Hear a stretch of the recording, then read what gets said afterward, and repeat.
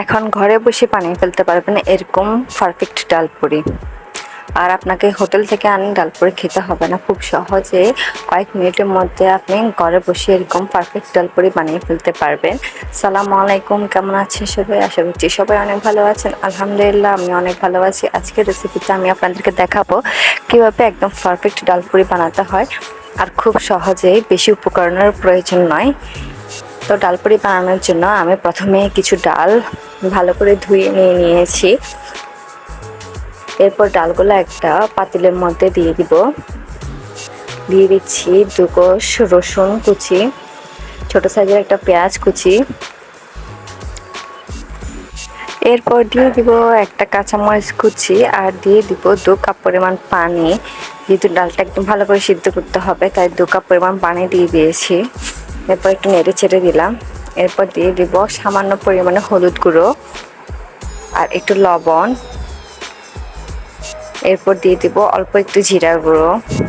এরপর এগুলা দিয়ে একটু ভালো করে নেড়ে চেড়ে চুলার মধ্যে বসিয়ে দিব।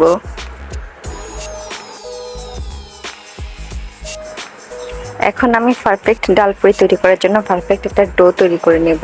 এই জন্য আমি একটা প্রথমে বল নিয়ে নিয়েছি, আর এর মধ্যে দিয়ে দিয়েছি 1 কাপ পরিমাণ ময়দা, দিয়ে দিয়েছি সামান্য পরিমাণে লবণ আর একটু চিনি, যাতে চিনিটা দিলে আমার কাছে খেতে খুব ভালো লাগে, সেই জন্য অল্প একটু চিনি দিয়ে দিয়েছি।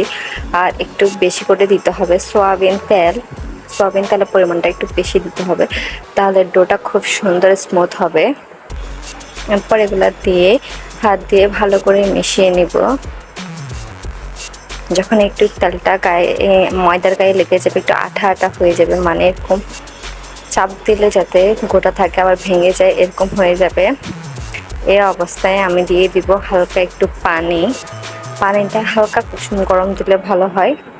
অল্প অল্প করে আমি পানি দিয়ে ময়দাটা মিশিয়ে নিচ্ছি। পানি একসাথে দেওয়া যাবে না, অল্প অল্প করে পানি দিতে হবে, তাহলে কিন্তু ডোটা খুব সুন্দর হবে।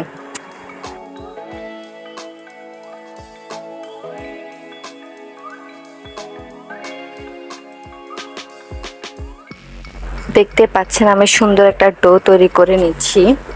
আমার ডোটা তৈরি হয়ে গেলে আমি এটা একটা ঢাকনা দিয়ে ঢেকে 30 মিনিটের জন্য রেখে দিব।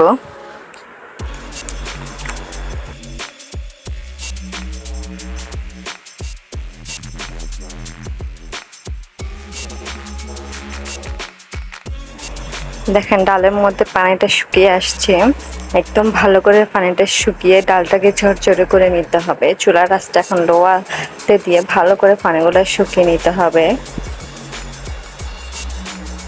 পানিটা ভালো করে টেনে গেলে আমি চুলা থেকে নামিয়ে একটু ঠান্ডা করে নেব। ডালটা নেড়ে ছেড়ে নেব কিছুক্ষণ। ডালের পুরটা একদম শুকিয়ে আসলে চুলা থেকে নামিয়ে একটা প্লেটের মধ্যে ঢেলে নিব আর ঠান্ডা করে নিব। আমি সবগুলা সুন্দর করে একটা প্লেটের মধ্যে নিয়ে নিয়েছি, কিছুক্ষণ ঠান্ডা হতে দিব। প্রথমে আমি যে ময়দা দিয়ে একটা ডো তৈরি করে রেখেছিলাম পুরির জন্য, এখন সেই ডোটা নিয়ে নিয়েছি। দেখেন ডোটা কতটা সফট হয়ে গেছে। তো এই ডো থেকে আমি ছোট ছোট করে লেচির মতো করে নিয়ে নিব। যেহেতু আমি ছোট পুরি বানাবো, সেই জন্য অল্প ছোট ছোট করে নিয়েছি। সবগুলো লেচি নিয়ে নিব ছোট ছোট করে। এরপর আমি প্রথমে একটা লেচি নিয়ে একটু গোল করে নেব ভালো করে। এরপর হাত দিয়ে চেপে চেপে দিব 4-5টা, মাঝখান দিয়ে একটু মোটা রাখতে হবে আর চারিদিকটা একটু পাতলা করে ফেলতে হবে। এরপর লেচিটা গোল হয়ে গেলে এর মধ্যে আমি ডালের যে পুরটা তৈরি করেছিলাম, চামচের সাহায্যে আমি এখানে অল্প একটু ডালের পুর দিয়ে দিয়েছি। বেশি দিলে কিন্তু ডালের পুরটা বের হয়ে যাবে, পরিমাণ মতো দিতে হবে। এরপর আমি চেপে চেপে 4-5টা লাগিয়ে নিচ্ছি একটা দিকে। এরপর গোল করে ঘুরিয়ে নিয়ে এটা চেপে দিব, যাতে ডালের পুরটা না বের হয়। এরপর হাতের সাহায্যে আমি আবার একটু চেপে চেপে দিব। এরপরে আমি হাতের মধ্যে একটু তেল নিয়ে দোনো হাতে ভালো করে লাগিয়ে নিব আর পুরিটার মধ্যেও লাগিয়ে নিব। এরপরে একটু করে হালকা বেলে নিব, বেশি চাপ দিব না, হালকা করে বেলে নিতে হবে।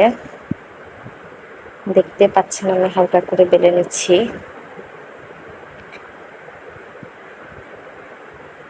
দেখেন আমি হালকা করে বেলে নিয়েছি, আমার ডাল পুরিটা তৈরি হয়ে গেছে। এভাবে করে আমি সবগুলা পুরি বানিয়ে নেব। আমি আরও একটা পুরি বানিয়ে দেখাচ্ছি। দেখুন আমি একইভাবে আরও একটা পুরি বানিয়ে দেখাচ্ছি। আর এই ডাল পুরিটা বানাতে কিন্তু একদমই সহজ, সময় খুব কম লাগে আর সহজে বানানো যায়। নরম হাতে আস্তে আস্তে করে এটা চেপে দিতে হবে, বেশি শক্ত করে চাপা যাবে না। এইভাবে করে আমি সবগুলা পুরি বানিয়ে নেব।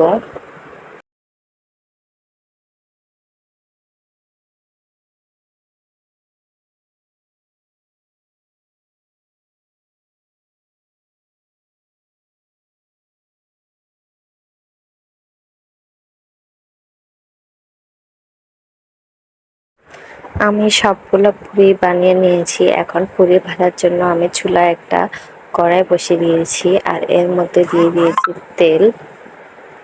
তেলটা একদম ভালো করে গরম করে নিতে হবে। তেলটা গরম হয়ে গেলে দিয়ে দিব সামান্য একটু লবণ। লবণটা দিলে কিন্তু পুরি খুব ভালো ফুলে। তেলটা গরম হয়ে গেলে আমি এখানে প্রথমে একটা পুরি দিয়ে দিব। পুরি কিন্তু একটা একটা করে ভাজতে হবে। একটা পুরি দেওয়ার সাথে সাথে কিন্তু এটা আস্তে আস্তে ফুলে উপরের দিকে উঠে যাচ্ছে। আমি একটা ছাঁকনির সাহায্যে একটু করে চেপে চেপে দিচ্ছি, তাহলে কিন্তু পুরিটা খুব ভালো ফুলে। দেখতে পাচ্ছেন কতটা ফুলে গিয়েছে। চুলার আঁচটা কিন্তু কম, মিডিয়াম লো আছে রাখতে হবে। এরপর আমি ভালো উল্টে দিব। উল্টে না দিলে কিন্তু বেশি পুড়ে যাবে এক পাশ, একটু পর পর উল্টে পাল্টে দিতে হবে। তো এই যে দেখতে পাচ্ছেন আমার পুরিতে সুন্দর একটা কালার চলে এসেছে। আমি এখন এটা নামিয়ে নেব চুলা থেকে। এভাবে করে আমি প্রত্যেকটা পুরি ভেজে নেব।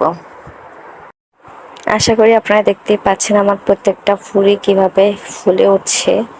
আর এই পুরিগুলো খেতে কিন্তু খুবই মজা। সবগুলো পুরি আমি ভেজে নিয়েছি, দেখতে পাচ্ছেন কতটা সুন্দর কালার এসেছে আর কতটা ফুলেছে। ভিতরটাও কিন্তু খুব সুন্দর লাগছে খেতে, কিন্তু এই পুরিগুলো খুবই মজা। সো আপনাদের যদি ভিডিওটা ভালো লেগে থাকে তাহলে অবশ্যই কমেন্ট করে জানাবেন।